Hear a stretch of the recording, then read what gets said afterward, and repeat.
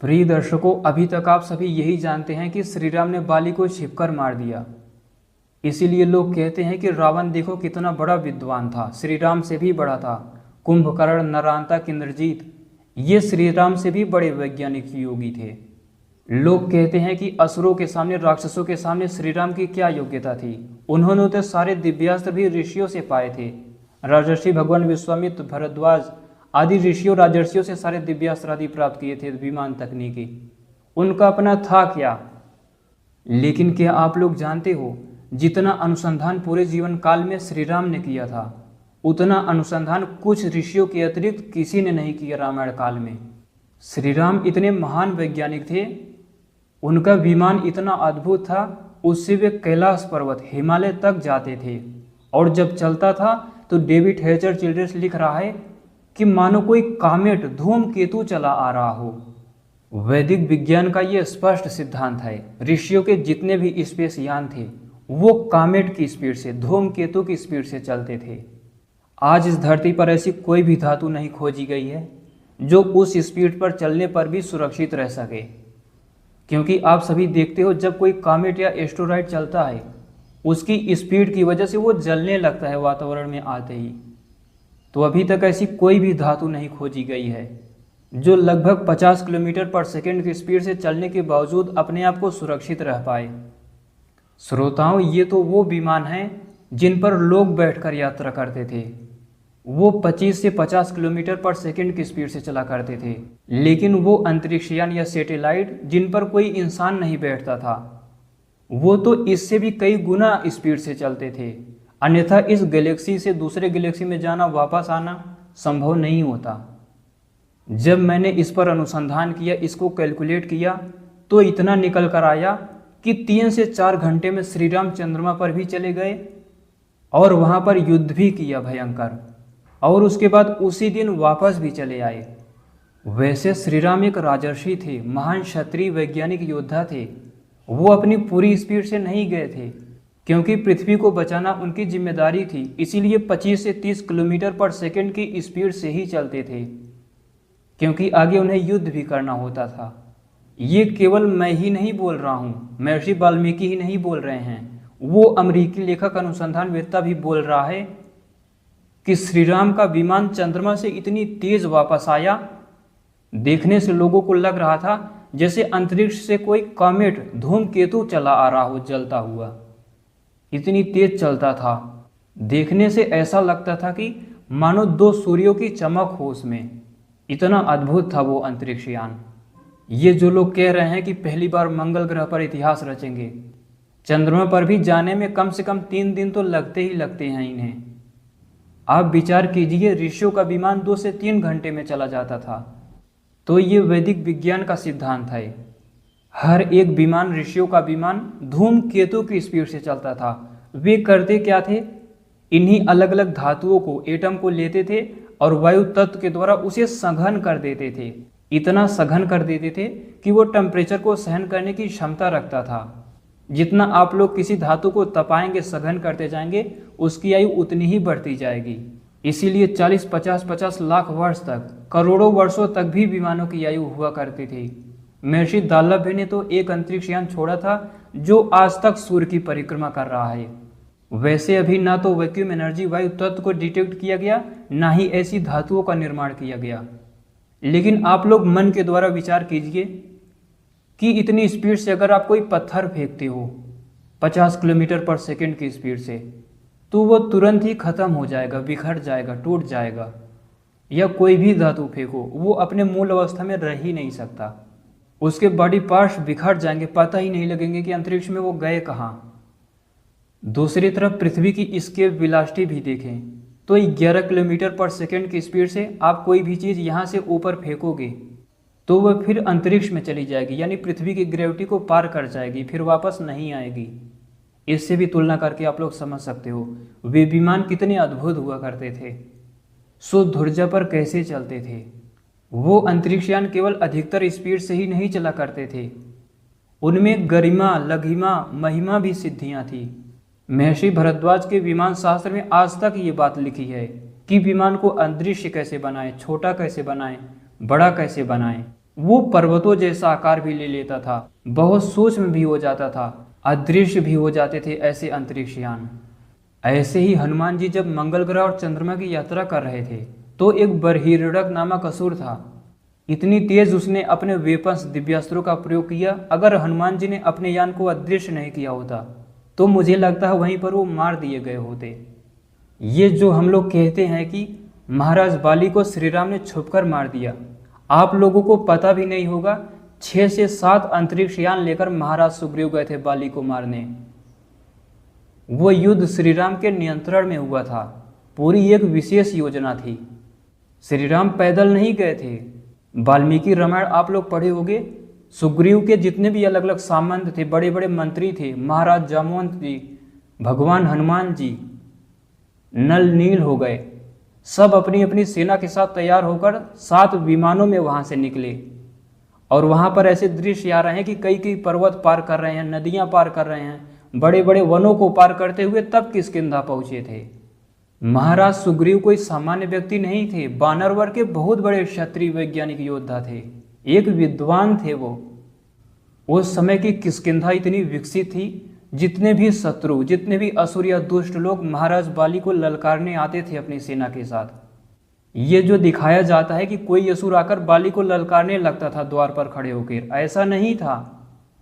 राक्षसों की बहुत बड़ी बड़ी सेनाएं आती थी किष्किंधा पर अधिकार करने के लिए।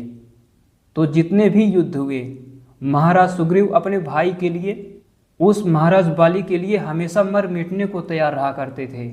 महाराज बाली ने भी सुग्रीव को एक विशेष सामंत घोषित किया था, उन्हें भी जागीरें दी थी।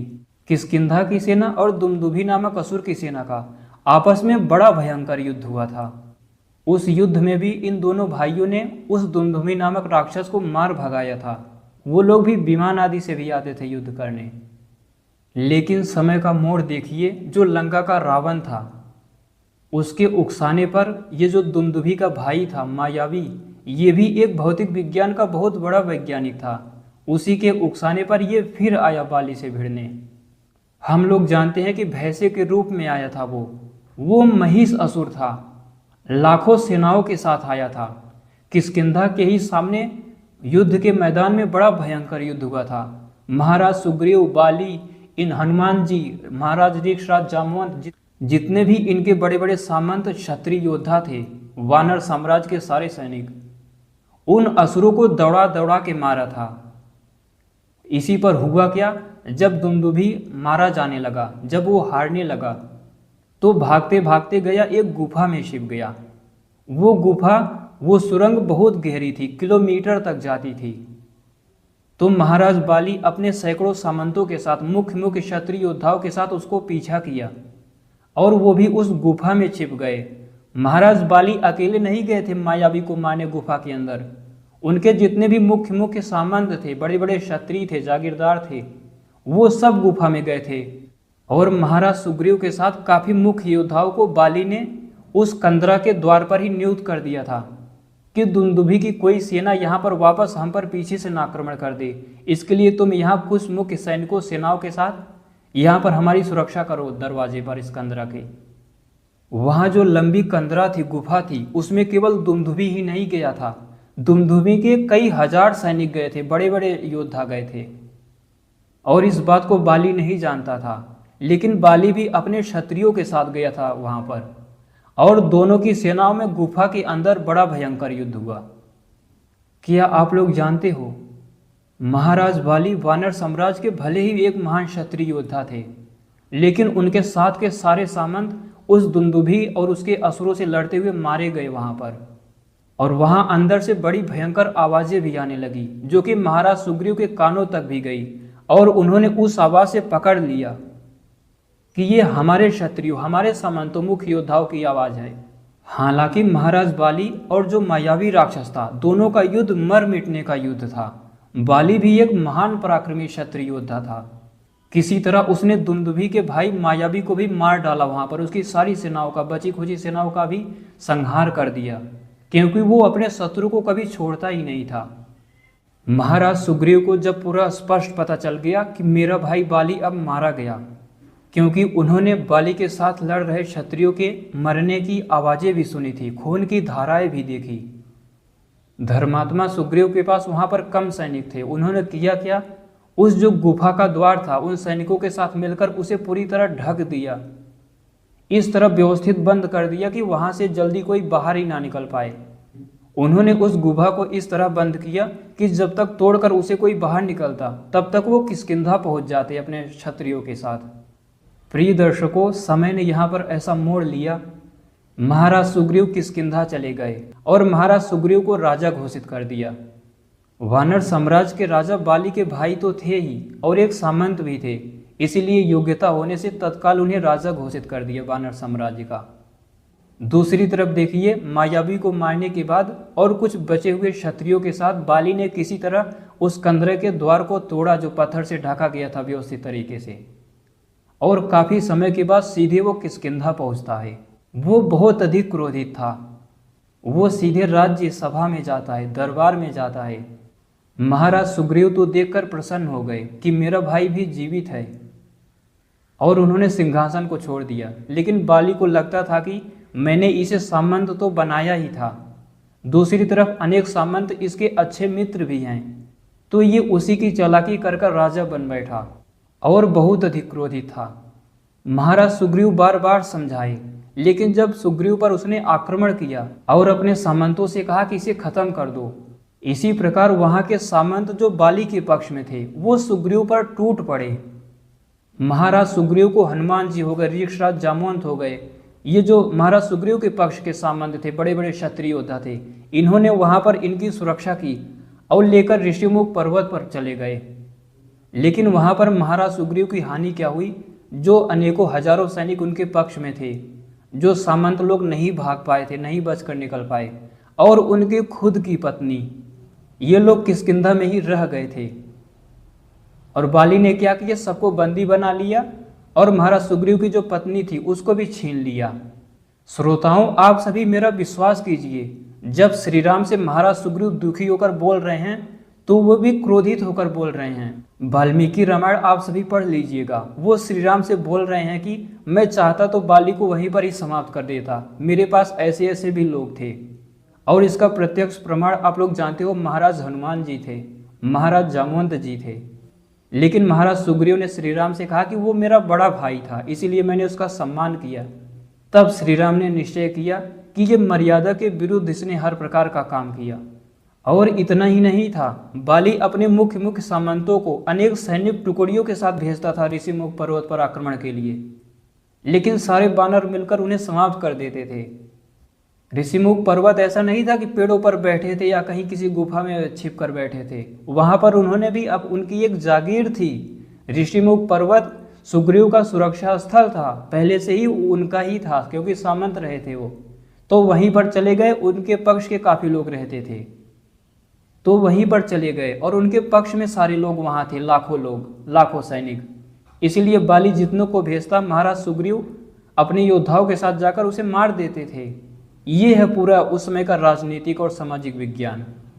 तब श्री राम ने कहा कि इसने मर्यादा के विरुद्ध काम किया, पत्नी को भी छीन लिया और वास्तविकता को भी समझाने के बाद नहीं समझ रहा। अब इसका अंत अनिवार्य है। और उससे भी पहले देखें तो महाराज दशरथ, इंद्र, जामवंत और बाली भी जब रावण से ये लोग लड़ने गए थे, तो वहां पर भी बाली ने क्या गलती की, रावण से मित्रता कर ली थी। इस कारण भी श्री राम उसके विपक्ष में थे। तो इन सब कुछ कारणों से महाराज सुग्रीव ने 7 बड़े बड़े अंतरिक्ष यानों की व्यवस्था की। श्री राम भी उसमें विराजमान हुए, हनुमान जी, सुग्रीव और जामवंत आदि एक एक विमान के नेतृत्व में वहां से निकले। और वाल्मीकि जी कह रहे हैं कि कई कई पर्वतों को पार किया, बड़े बड़े काननों को, जंगलों को पार किया, पशु पक्षियों को देखते, कई कई नदियों को पार करते हुए जा रहे हैं। उसके बाद किष्किंधा के सामने युद्ध के क्षेत्र में जब पहुंचे तो वहां से सुग्रीव गए और बाली को ललकारा। तब वो अपनी सेना के साथ आया। महाराज बाली श्री राम को देख रहे थे कि ये भी लड़ने आए हैं मुझसे, लेकिन वो क्रोधी या अभिमानी तो था ही, और सामने सामने युद्ध हुआ। इतना है कि श्री राम बाली से सीधे युद्ध नहीं कर रहे थे, क्योंकि एक राजा दूसरे राजा से युद्ध करता है, तो बाली और उसके मुख्य सामंत सुग्रीव और हनुमान आदि से युद्ध कर रहे थे। जब श्री राम को लगा कि महाराज सुग्रीव गिर पड़े हैं, अब ये कमजोर पड़ रहे हैं और बाली इन्हें अब जान से मार देगा, कई वर्षों का क्रोध उसके अंदर बैठा हुआ है, तब श्री राम ने एक दिव्यास्त्र निकाला और उससे बाली का अंत कर दिया। हालांकि बाली तुरंत नहीं मरा, वो गिर पड़ा। सूक्ष्म प्राणों पर उसका कंट्रोल था, इसीलिए गिरने के बाद भी श्री राम से उसका वाद विवाद भी होता है। महर्षि वाल्मीकि जी कहते हैं कि पूरी किष्किंधा की वानर सेना भागने लगी, किष्किंधा का नगर छोड़कर भाग गए वो लोग। श्री राम से बाली का वहां पर वाद विवाद भी होता है, क्योंकि वो तो भाग नहीं सकता था, वो घायल हो चुका था। आप सभी जाके वाल्मीकि रामायण पढ़ लीजिएगा। श्री राम से वो ये नहीं कह रहा है कि तुमने मुझे छिप कर क्यों मार दिया, बल्कि वो ये बोल रहा है, आप लोग महाराज बाली की वीरता देखिए, उसके साथ ही उसका घमंड अहंकार देखिए। बोल रहा है कि सुग्रीव के साथ मित्रता ना करके अगर मेरे साथ मित्रता किए होते तो मैं रावण को पराजित कर देता और सीता को लाके दे देता। वो अहंकार में बोल रहा है और सामर्थ्य भी था, क्योंकि उससे पहले बाली और रावण के कई युद्ध हो चुके थे आपस में सेनाओं के, और रावण वहां से भागा भी था, लेकिन ये उसका अहंकार था। श्री राम ये नहीं देखते थे कि कौन ज़्यादा बलवान है, वो धर्म अधर्म देखते थे, वो मर्यादा देखते थे। आज अगर पैसा और मजबूती तकनीकों को बलवान मानोगे तो एलोन मस्क तो दुनिया का भगवान कह दोगे आप। तो इसी आधार पर श्री राम ने महाराज सुग्रीव के धर्म को चुना। तकनीकें तो दुर्योधन के पास भी, कर्ण के पास भी काफ़ी थी, लेकिन श्री कृष्ण ने अर्जुन को चुना। वास्तविकता ये है कि श्री राम बाली को मारना नहीं चाहते थे जान से, वो चाहते थे कि मैं किसी तरह बंदी बना लूँ, क्योंकि जितनी भी दूसरे पक्ष की भी सेनाएं थी, आप लोग देखते हो कि माता सीता के लिए, रावण से लड़ने के लिए ये बाली की भी बची कुछ सेना जो भाग जाती है, ये सब आते हैं बाद में सुग्रीव एकत्रित करते हैं।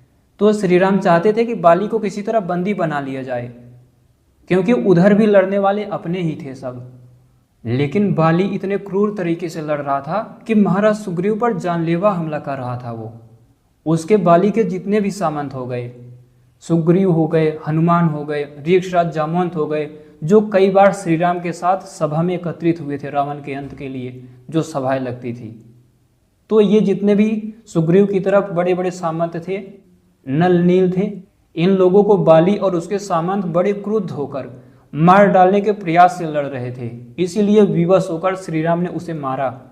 आप लोग देख रहे होंगे किसी ऐसे दिव्यास्त्र से नहीं मारा जिसे तुरंत मर जाए वो, उसे वो फिर भी बचाना चाहते थे, और अंत में कहते भी हैं कि अभी भी मैं तुम्हारी सुरक्षा कर सकता हूँ दिव्य औषधियों के द्वारा। लेकिन बाद में उसने अपनी गलती स्वीकार की और उसने अपने प्राण त्याग दिए। ये है उस समय का अद्भुत सामाजिक विज्ञान जो आप लोगों के सामने तोड़ मरोड़ कर बताया जाता है।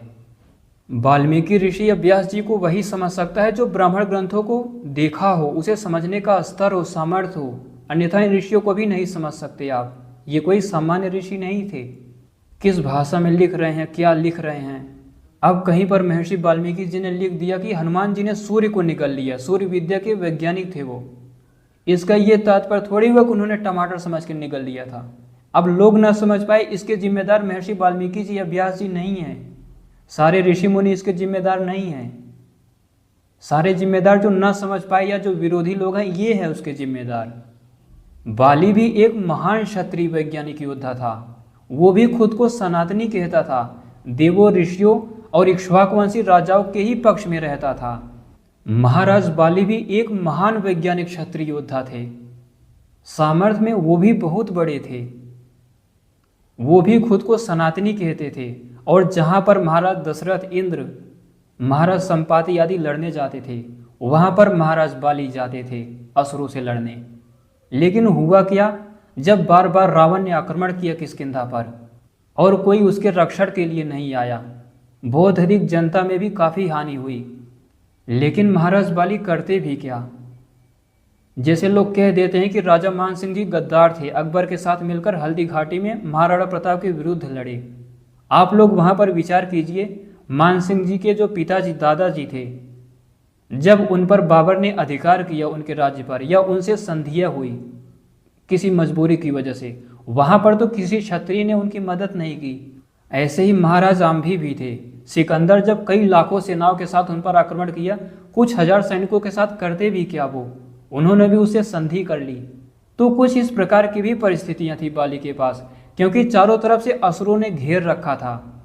बाली किष्किंधा तो कर्नाटक चला गया, यहाँ आप लोग प्रयागराज आदि देखो, यहाँ तक आकर राक्षस ऋषियों को परेशान करते थे। मुंबई आदि में भी असुर लोग थे। कर्नाटक के दूसरी तरफ रामेश्वरम आदि में तो गुछे हुए थे। खरदूसर की सेनाएं तो जन स्थान यही आसपास था। तो सोचिए, बाली चारों तरफ से घिरा हुआ था राक्षसों से, दुष्टों से। तो कहीं कहीं उसको भी संधियां करनी पड़ती थी, लेकिन उसकी महानता देखिए आप लोग। बस एक क्रोध के चलते कुछ गलत निर्णय उसने ले लिया, जो कि मर्यादा के विरुद्ध था और ऐसा नहीं करना चाहिए था। श्री राम भी उसे वीर मानते थे, लेकिन धर्म की वजह से उसे मारने के लिए विवश थे। अन्यथा वो भी सनातन धर्म का उस समय के क्षत्रियों का एक आधार था। जैसे महाराज दशरथ थे, महाराज जटायु जी थे, महाराज क्षत्रिय जामवंत जी थे, महाराज हनुमान जी थे, वैसे ये भी एक आधार थे, एक पिलर थे हम लोगों के। लेकिन कुछ कारणों से संधि कर लिया करते थे, तो इसीलिए श्री राम ने मारा था।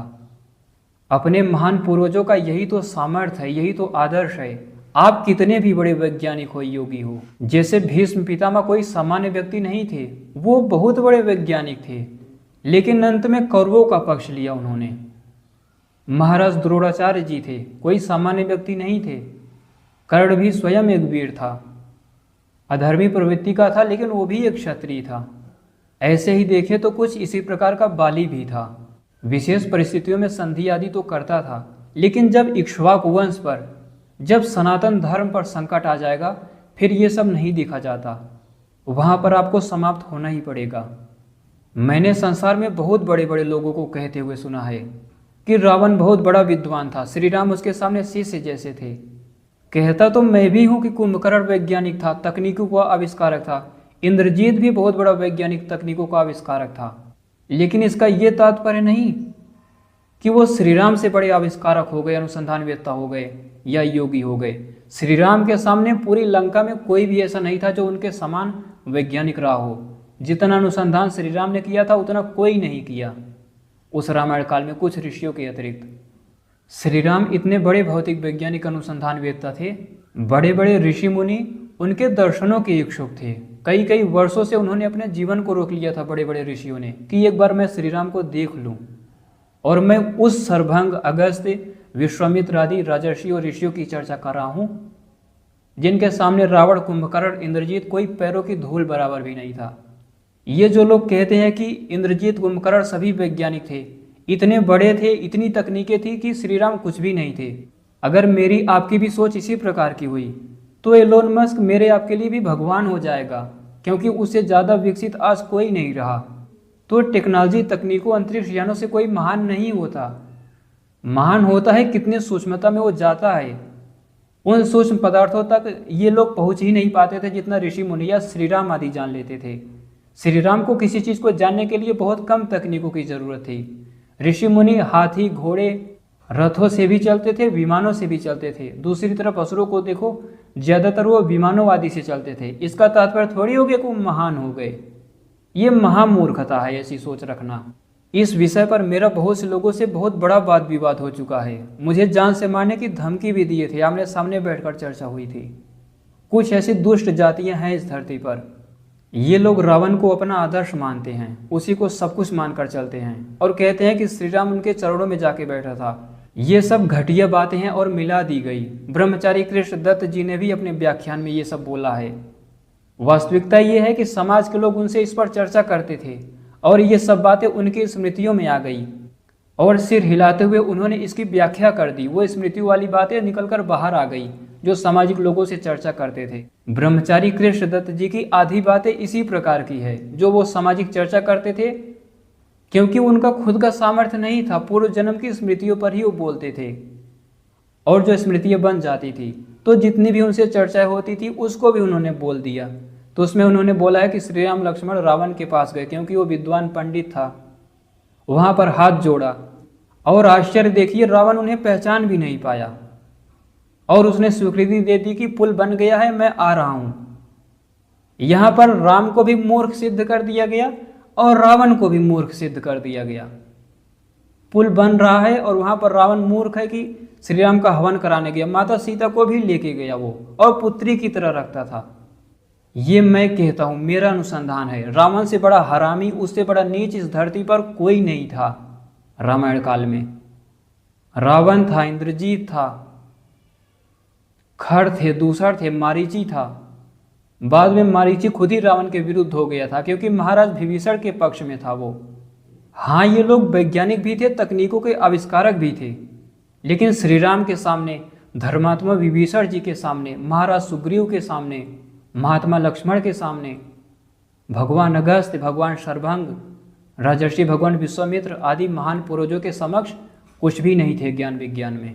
आप सभी देखोगे जब वैदिक विज्ञान बढ़ेगा ना, तकनीकें घर घर होंगी। तकनीकें कोई बहुत बड़ी बात नहीं है, तकनीकें विज्ञान में आती ही नहीं, सही बताऊं तो। फिर भी वो लोग वैज्ञानिक भी होते थे, लेकिन उतने बड़े नहीं जितने बड़े श्री राम थे। अपने पूर्वज धर्मात्मा महाराज विभीषण जी थे, वो बहुत बड़े विद्वान वैज्ञानिक थे, उनका निर्णय अति उत्तम था।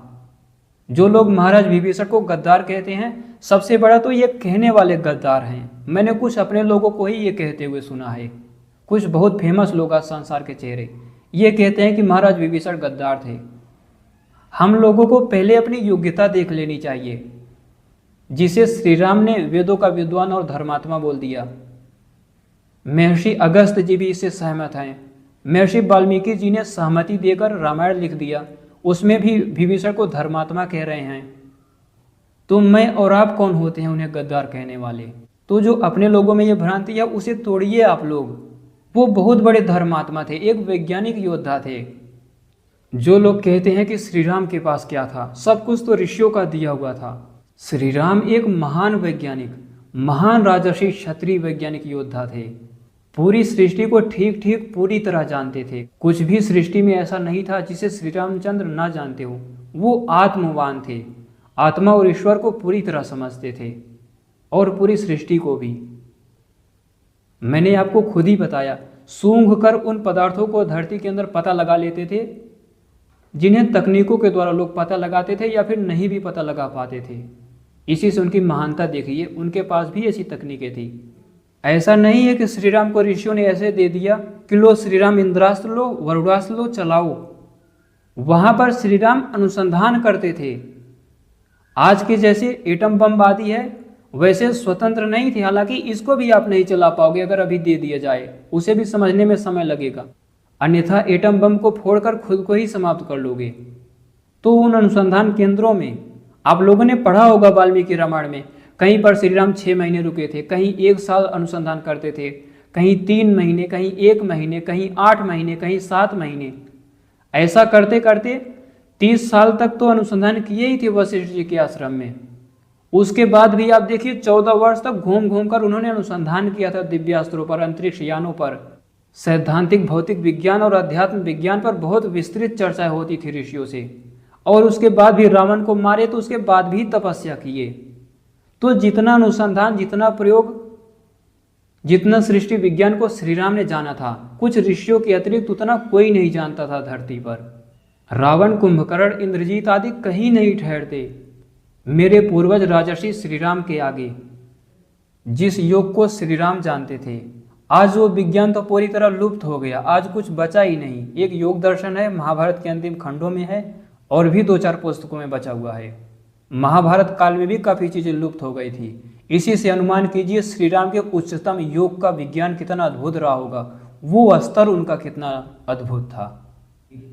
महर्षि भगवान शरभंग जी, जो ऐसे इच्छा करके अपने शरीर को छोड़ सकते थे, कई वर्षों से इंतजार कर रहे थे। और जब विराट जैसे वैज्ञानिक राक्षसों को मारकर श्री राम उनके पास गए तो श्री राम का हाथ पकड़कर अपने आश्रम में ले जाते हैं और कहते हैं कि राम तुम आ गए, कई वर्षों से तुम्हारी प्रतीक्षा कर रहा था, मैंने अपने प्राणों को रोक कर रखा था। और मिलने के कुछ ही देर बाद उन्होंने अपने शरीर को त्याग दिया। जो मैंने आपको बताया था कि योगी प्राणों को कंट्रोल करके 10वें ब्रह्मरंध्र के द्वार से आत्मा को बाहर निकाल देता है, उस स्तर का वैज्ञानिक श्री राम की वर्षों से प्रतीक्षा करके अपने प्राणों को, आत्मा को रोक कर रखा है। आप सभी अनुसंधानवेत्ताओं से, सामाजिक लोगों से एक विनती है, आप सभी महाराज विभीषण को धर्मात्मा कहिए, वेदों का वैज्ञानिक कहिए। लंका बची हुई है तो महाराज विभीषण का योगदान है। कुछ दुष्ट लोग इस प्रकार की भी बातें करते हैं कि महाराज विभीषण नहीं होते तो श्री राम युद्ध जीत ही नहीं पाते। इसी आपके प्रश्न को मैं एक कदम और आगे बढ़ाकर इसका समाधान करने जा रहा हूँ कि महाराज विभीषण ही क्यों, महाराज सुग्रीव नहीं होते तो भी श्री राम जीत नहीं पाते, ये भी तो आप लोग बोल सकते हो, जबकि ऐसा कुछ भी नहीं था। अगर मैं यहाँ से चीन पर युद्ध करने के लिए निकला हूँ और मैं एक योगी हूँ, महान वैज्ञानिक हूँ, मेरे पास सारे उन्नत हथियार हैं आज के समय के, जिससे मैं चीन को जीत सकता हूँ, उतने संसाधनों विमानों के होते हुए भी अगर दूसरे कुछ लोग मेरे साथ जुड़ जाते हैं कि मैं भी चलूँगा और युद्ध होता है, उनके द्वारा भी कुछ लोग मारे जाते हैं या उनकी भी सहायता ली जाती है, तो ये तो वही बात हुई कोई वहाँ पर कह दे कि मैं चीन से युद्ध इसीलिए जीत पाया क्योंकि ये मेरी सहायता करने चला आया था। ये सुग्रीव जी का डिसीजन नहीं था रावण से युद्ध करना, महाराज विभीषण का डिसीजन नहीं था। पंचवटी से ही श्री राम ने संकल्प लिया था उसे खत्म करने का, महात्मा लक्ष्मण, तो वो लौट नहीं जाते। ये सब बहुत बड़ी मूर्खता है। जो व्यक्ति चंद्रमा पर जाकर साउथ अफ्रीका में अपने कुछ सामंतों के साथ जाकर वहाँ लोगों को धराशायी कर सकता है, मार के भगा सकता है, वो चाहते लंका को खत्म कर देते, ऐसी ऐसी तकनीकें थी, लेकिन एक मर्यादा थी उनकी, धर्मात्मा थे वो, राजर्षि थे। तो निश्चित रूप से महाराज सुग्रीव का भगवान हनुमान का बहुत बड़ा योगदान है। कुछ लोग कहते हैं कि श्री कृष्ण ना होते तो युधिष्ठिर या अर्जुन आदि युद्ध हार गए होते। निश्चित रूप से श्री कृष्ण का बहुत बड़ा योगदान था, योगेश्वर थे वो, लेकिन ये जो हमारी भाषा है ये गलत है, ये ठीक नहीं है। महाराज सुग्रीव या फिर धर्मात्मा विभीषण ना होते तो श्री राम युद्ध हार गए होते। निश्चित रूप से इन लोगों की बहुत बड़ी भूमिका थी, लेकिन इसका ये मतलब नहीं कि उनको हटा के आप युद्ध को देख रहे हो सकता है ये ना होते तो कोई और आ जाता या श्री राम ने कोई दूसरा तरीका अपनाया होता, तो फिर दुष्ट मानसिकता के व्यक्ति प्रश्न उठा सकते हैं, देखो वो चीज़ हुआ था इसीलिए श्री राम जीत पाए। ये सब बेकार के प्रश्न हैं। तो आप सभी से विनती है, आप सभी ऐसे प्रश्न मत उठाइए। जो अच्छे लोग हैं आप बिल्कुल ऐसा मत सोचिए कि भगवान कृष्ण नहीं होते तो महाराज युधिष्ठिर या धनुर्धारी अर्जुन हार गए होते, ऐसा नहीं था। ये लोग भी बहुत बड़े वैज्ञानिक थे। कहाँ कहाँ पर इनकी अनुसंधानशालाएं, प्रयोगशालाएं होती थी, घटोत्कच का क्या सामर्थ्य था, कहाँ कहाँ पर गए, कैसी तैयारियां की, मंगल ग्रह पर 3 साल 3 महीने रहकर अनुसंधान किया, ये सभी महत्व रखता है। मैं भी कह रहा हूँ कि श्री कृष्ण हो गए या धर्मात्मा विभीषण जी हो गए, ये सब मेरे और आपके पूर्वज थे। महाराज विभीषण भी अपने ही थे। इसी तरह महाराज सुग्रीव हो गए, भगवान हनुमान हो गए, इन लोगों का बहुत बड़ा योगदान था। लेकिन ये प्रश्न नहीं करना चाहिए कि ये नहीं होते तो श्री राम हार गए होते, ये नहीं होते तो महाराज युधिष्ठिर का कोई अस्तित्व ही नहीं था। ये निरर्थक प्रश्न है, अपने लोगों को भी नहीं उठाना चाहिए ऐसे प्रश्न। अपने पूर्वजों महापुरुषों की प्रशंसा के अपने कुछ नियम होते हैं। आप ऐसा नहीं कर सकते कि एक की प्रशंसा के लिए दूसरे को गिरा दें, दोनों की प्रशंसा कीजिए। महाराज जामवंत जैसे लोग श्री राम की हर सभा में आते थे, सोचिए वो योगदान कितना अद्भुत था। अब इससे श्री राम की भी महत्ता बढ़ी, महाराज जामवंत की महत्ता बढ़ी। लेकिन इसी को मैं ऐसे बोलूं कि महाराज जामवंत नहीं होते तो श्री राम हार जाते, ये भाषा ठीक नहीं है। श्री कृष्ण नहीं होते तो अर्जुन या युधिष्ठिर हार जाते। अर्जुन ही थे, साउथ अफ्रीका को जाकर सुरक्षित किया था, पशु पक्षियों को बचाया था, जो आज तक कुछ बचे हुए हैं, आज तो लगातार मारे जा रहे हैं। प्रिय श्रोताओं, वास्तविकता ये है ना कि हम लोग रामायण महाभारत का संस्कृत वर्जन पढ़ते ही नहीं। सीधे सीधे महर्षि भगवान वेदव्यास जी लिखते हैं कि नकुल श्रीलंका जाकर उसे जीत लिए, सहदेव दूसरी तरफ गए उसे जीत लिया, अर्जुन चीन तक गए लड़ने उसे जीत लिया, कोई पातालपुरी अमेरिका तक गया उसे जीत लिया, और चक्रवर्ती राजा बनकर यज्ञ किया, हवन किया, पूरी धरती को सुरक्षित किया असुरों से, दुष्टों से।